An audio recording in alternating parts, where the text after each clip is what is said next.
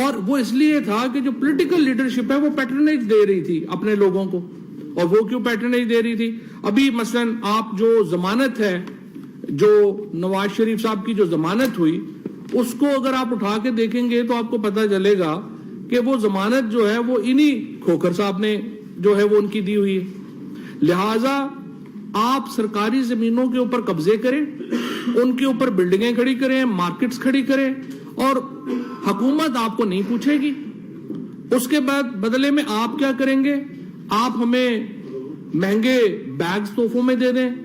اگر ضمانتیں ہوں تو آپ ہماری ضمانتیں جو ہیں وہ آپ ان کو مینیج کریں، وکیل ہمارے آپ مینیج کریں. اور ایک میوچل سیٹ اپ چل رہا تھا، باہمی اشتراک چل رہا تھا ان قبضہ گروپوں میں اور شریف فیملی میں.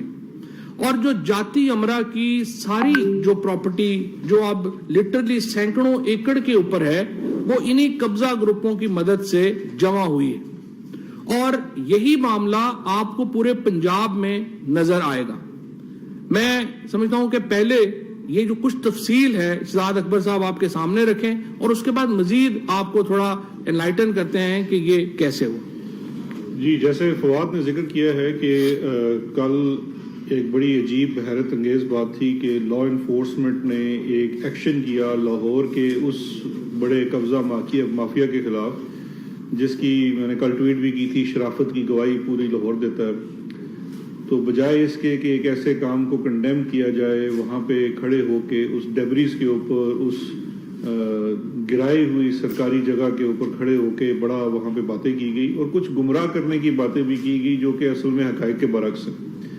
تو میں آپ سے کچھ ڈیٹا شیئر کرتا ہوں کہ ابھی تک یہ جو پنجاب میں، ہم نے آپ سے کچھ عرصہ پہلے بھی یہاں میں نے پریس کانفرنس کی تھی، پنجاب میں بھی یہ ڈیٹا شیئر کیا گیا کہ پنجاب میں صرف جو قبضہ مافیا کے خلاف جو کارروائی ہوئی ہے اس میں 200 ارب سے زائد کی زمین بازیاب کرائی گئی ہے، جو کہ سرکاری زمین تھی اور اس کے اوپر مختلف با اثر لوگوں کا ناجائز قبضہ تھا.